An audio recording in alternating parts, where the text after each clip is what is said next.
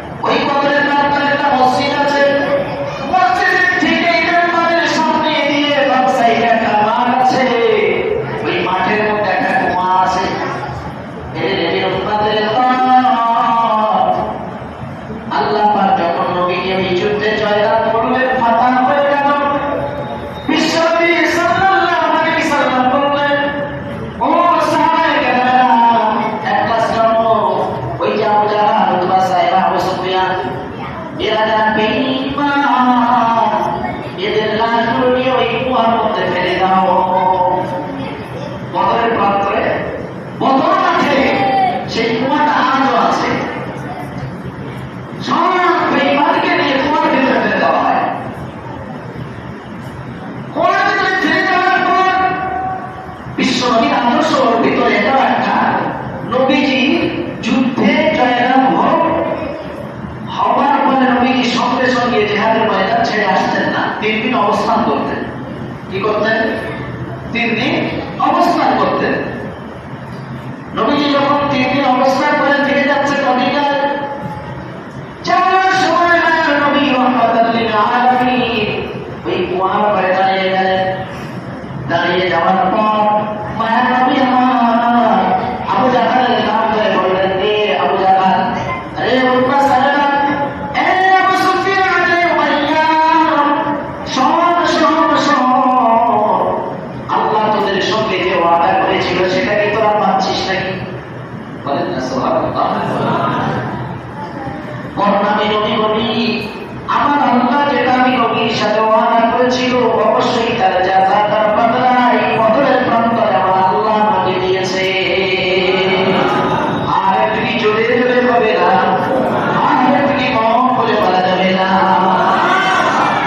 হযরত ওমর দাঁড়িয়ে গেলেন, ইয়া রাসূলুল্লাহ, আপনি যে কুয়ার পাড়ে দাঁড়িয়ে বেঈমানদেরকে লক্ষ্য করে বলছেন, হুজুর ওরা কি শুনছে? কি যুক্তি আসে কি আসে না? হযরত ওমর কিন্তু বিশ্বনবীর কাছে বেশিরভাগ প্রশ্ন করতেন, কারণ হযরত ওমর সাহসী সাহাবী ছিলেন। একবার জোরে বলেন সুবহানাল্লাহ। হযরত ওমর খালি খেলাফত আমলে অর্ধ পৃথিবীর বাদশাহিত্ব আল্লাহ তাকে দান করেছিলেন। একবার জোরে বলেন সুবহানাল্লাহ।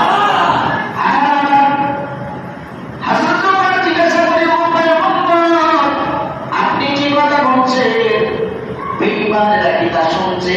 হুজুর ওরা তো মুর্তা, ওরা কি আপনার কথা শোনে? আমার নবী মানে, ও সাহাবীরা, তোমরা চিন্তা হয়ে যেমন শোনো, ওরা মুর্তা হয়ে তার থেকে আরো সুন্দরভাবে শুনতে পায়। আচ্ছা, নবীজি বলছেন তোমাদের থেকে ওরা আরো ভালোভাবে শুনছে। কারা তারা? মুসলমান। একটু কথা বলেন, মুসলমান না বেঈমান? তা বেঈমান যদি কুয়া অন্তরটা খবর, কুয়া মানে আজও সেখানে নদীর খবর, তাহলে বেঈমান যদি খবরে শুয়ে শুনতে পায়, তা তুমি বেটা জুমার দিন কবরস্থানে যে দাঁড়িয়ে সালাম দিলে তোমার আম্মা শুনতে পাবে না কেন? আমি কি বুঝাতে পারছি? অসুবিধা হচ্ছে বুঝতে? প্রিয় ভাইরা, জুমার দিন অথবা যে কোনো দিন সন্তান যদি কবরস্থানের পাশে দাঁড়িয়ে সালাম যখন বিনিময় করি, আসসালামু আলাইকুম ইয়া আহলাল কুবুর ইয়াগফিরুল্লাহু লানা ওয়া লাকুম আনতুম সালাতুনা ওয়া লাকুম মিনাস সালাত, এই সংবাদটা, এই খবরটা আল্লাহর রহমতের ফেরেশতা ওই কবরবাসীর আত্মার কাছে গিয়ে পৌঁছে দেয়, রূহে গিয়ে পৌঁছে দেয়। দেওয়ার পরে বলে, ও আল্লাহর গোলাম, তোমার সন্তান আজকে তোমার কবরের পাশে দাঁড়িয়ে সালাম দিয়েছি, আল্লাহ রহমতের জন্য দোয়া চেয়েছে। এই দেখো সূরা ফাতিহা পড়েছে, এই দেখো সূরা ইখলাস পড়েছে, এই দেখো দরুদ শরীফ পড়েছে, এই দেখো মুসলিমের সাথী করেছে, এই দেখো মাহমুদের দরবারে হাত বাড়িয়েছে। যার বান্দা হিসাবে আমি আল্লাহর রহমতের ফেরেশতা জান্নাতি খামচাতে করে জান্নাতি ফলমূল খাদ্য খাবার দিয়ে তোমার কবরে জমিয়ে হাজির হয়েছি। এই কবরে জমিয়ে হাজির হওয়ার পর যখন তাকে রাস্তা করিয়ে দেওয়া হয়, সুন্দর ফলমূল ইত্যাদি খাদ্য খাবার খাইয়ে দেওয়া হয়, কবরবাসী আনন্দ পায়, জিজ্ঞাসা করে কে এমন ভালো কাজ করেছে, তখন বলে দেওয়া হয়, নাম ধরে ধরে ধরে ধরে বলা হয়, তোমার অমুক সন্তান তোমার জন্য সওয়ালে করেছে, তোমার অমুক কন্যা তোমার জন্য দোয়া চেয়েছে, আল্লাহ পাক আল্লাহ তাআলা তোমার অমুক সন্তানের দোয়া এবং ভালো কাজের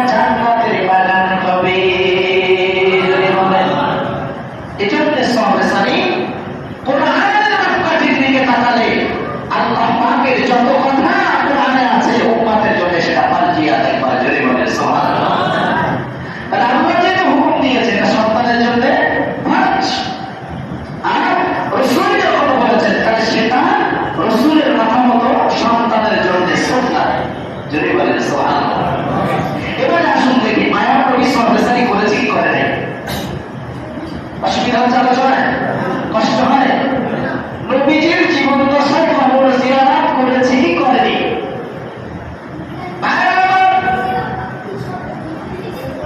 লাইলাতুল নিসফি মিন শাবান কুমু লাইলাহা ওয়া সুমু ইয়াওমাহা।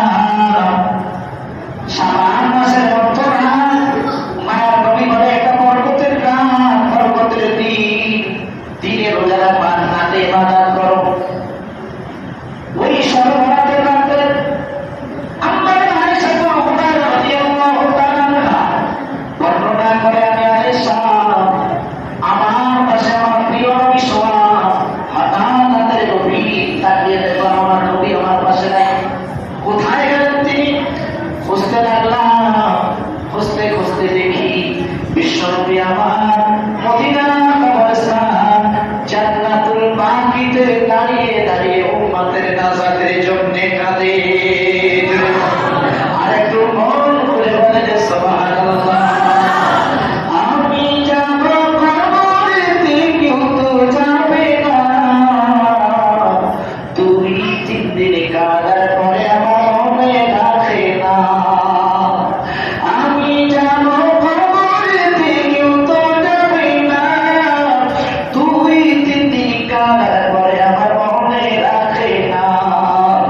উম্মতের দিওয়ানা নবী আছেন গাদিতে, মওতের জন্য কাঁদেন তিনি ওই মদিনাতে। জোরে জোরে বলেন সুবহানাল্লাহ। আমাদের আয়েশা উম্মাহাতুল নবীকে নিষ্কাম না করে নিজের হোসনায় চলে গেলেন। আমাদের আয়েশা হোসনা কোনখানে ভাই? হ্যাঁ, মদিনার মসজিদুন নববী, নববীর পাশে রিয়াজুল জান্নাহ, মা বাইনা বাইতি ওয়া মিনবারি রাওযাতুম মিন রিয়াজুল জান্নাহ। আল্লাহ নবী সাল্লাল্লাহু আলাইহি ওয়াসাল্লাম ইরশাদ করেন, মদিনার মসজিদে এরকম মেম্বার আর মেহরাব, ওইখান থেকে নিয়ে আমার রাসূলের রওজা, অর্থাৎ যে মোহাম্মদ আয়েশার বাড়ি, আল্লাহ নবী বলেন এই গোটা এরিয়াটা আমি নবী বলছি জান্নাতের বাগান। আর একটু জোরে জোরে বলা যাবে না?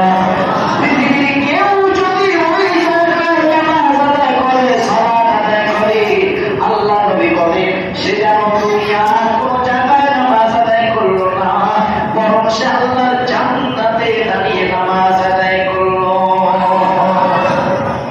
আমি অসহায় তাই এত দূরে পড়ি, শুধুই সালাম জানাই মদিনা, চাইতে পারলাম না মদিনা, দেখতে পারলাম না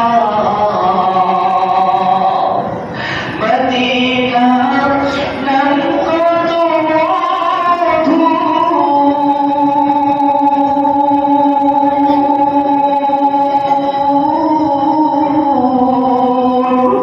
মদিনা আরে যে কত দূর, ওই মদিনার পাথের ধুলি আমি, ওই মদিনার পাথের ধুলি আমি মাখতে পারলাম না মদিনা, চাইতে পারলাম না মদিনা, দেখতে পারলাম না মদিনা, নাম কত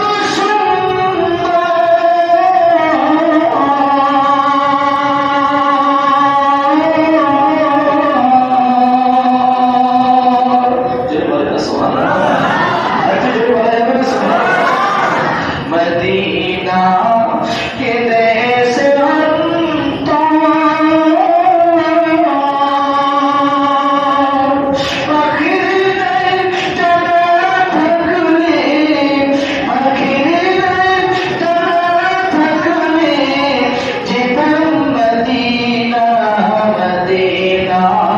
চাইতে পারলাম না মদিনা, দেখিতে পারলাম না। মুসলমান ইমানদার আল্লাহর গোলাম, ওই সর্বরাতের রাত আম্মা জান আয়েশা বিশ্বনবীকে ডিস্টার্ব না করে চলে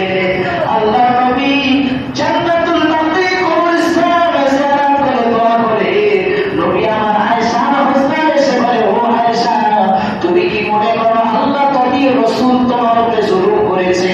আম্মা জান আয়েশা বলেন লা ইয়া রাসূলুল্লাহ, এমনটা না, চতুর্দিকে আপনার দুশমন কিসকিস করছে, রাতের বেলা ঘুম ভেঙে দেখি যখন আপনি নাই, আমি সঠিক বহুদের ঘরগুলো তালাশ করলাম, আমার বড় ভয় হয়ে গেল। মনে মনে ভাবলাম বেঈমানেরা আপনাকে ঘুম করেছে নাকি। ইয়া রাসূলুল্লাহ, হাবিবাল্লাহ, জান্নাতুল বাকি কবরস্থানে যে যখন আপনাকে জিয়ারত অবস্থায় দেখলাম, আমি আয়েশা কলিজা তখন ঠান্ডা হলো। আরেকটু জোরে হবে না? আরেকটু মন খুলে হবে না? বিশ্বনবী বললেন, আয়েশা কেন জানো জিয়ারতের জন্য গেলাম?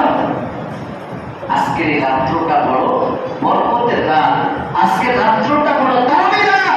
সুতরাং বিশ্বনবী যেহেতু কবর জিয়ারত করেছে, আল্লাহর নবী বদরের যুদ্ধের ময়দানে জিহাদের পরে প্রতি সাহাবীদের কবর জিয়ারতের জন্য বছরে একবার সাহাবায়ে কেরামদের নিয়ে সঙ্গে করে আসতেন। একবার জোরে বলেন সুবহানাল্লাহ।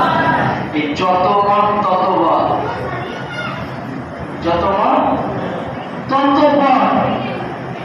আগে 10 বছর আগে যে জায়গাগুলো আপনি ঘুরেছেন, এখন তা ঘুরতে পারবেন? হ্যাঁ, কোন রাস্তা কোন দিকে গিয়েছে আপনি নিজেই ঠিক পাবেন না, ঠিক না? আপনি নিজেই ঠিক পাবেন না। তো ঠিক তেমনি যত দিন আসছে ভাই, যত কোয়ালিটি বার হচ্ছে, এর ভেতরে তত নকলও বেরোচ্ছে। জন্য খুব সাবধান, খুব সতর্কতা, খুব নিজেকে সংযমতার সঙ্গে চলতে হবে। আজকে বলতে শুরু করেছে, এ ছেড়ে দাও, সে ছেড়ে দাও, ও ছেড়ে দাও, ওই ছেড়ে দাও, ওই ছেড়ে দাও, থাকলোটা কি? হ্যাঁ, মক্কা মদিনায় ওইখান থেকে ফিরে আসার পরে দলিল দিচ্ছে, ওখানে 8 টাকা তারা বিহার বিঘা পয়সাটা পড়বে। আরে ভাই, বর্তমান যে পরিস্থিতিতে যে আরো কান্ট্রিটা চলছে, সেদিকে একবার দেখো। চালাচ্ছে কারা, চলছে কাদের ইন্ধনে?